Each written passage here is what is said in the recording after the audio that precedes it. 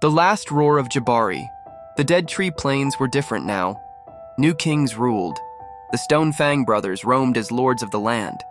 The old names were whispered, remembered only in stories. But far beyond the crowded hunting grounds, beneath the shade of a lone acacia tree, lay an ancient lion. His mane was white as bone. His body thin, but his eyes burned with the fire of many suns. This was Jabari. Once his roar had shaken the sky. Now it was his stories that carried the power of kings and the cubs of tomorrow.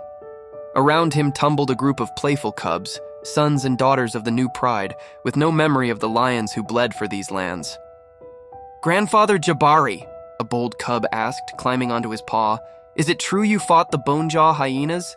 That you defeated King Ruko of the Black Fang Pride?" Jabari chuckled, a deep rumble like distant thunder. "True enough, little one, but battles are only part of a lion's legacy." He told them of the great coalition he formed with his brothers, of alliances with hyenas when survival demanded it, of his son, Nyoka, who once challenged his own father to claim the throne.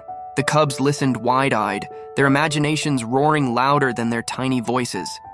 Lessons of the plains. "But listen well, cubs," Jabari growled softly, his tone changing. "Power fades, strength fades. But what remains is how you rule. A king who rules by fear is remembered only by scars. A king who protects his land, his pride, his legacy, that king's roar never dies." He looked to the horizon where the sun bled into the grasslands.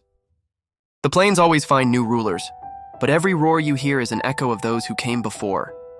The last roar, as the stars lit the sky, Jabari stood, slowly, with the dignity of an old king. He raised his head, and with every breath left in his lungs, he let out one final thunderous roar. It was not the roar of a challenger, nor the roar of a king protecting his throne. It was the roar of legacy.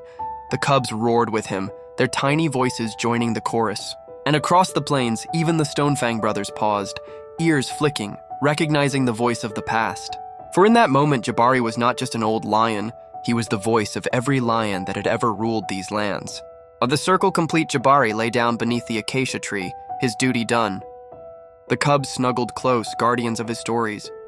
The circle of the roar was complete, but its echoes would never fade.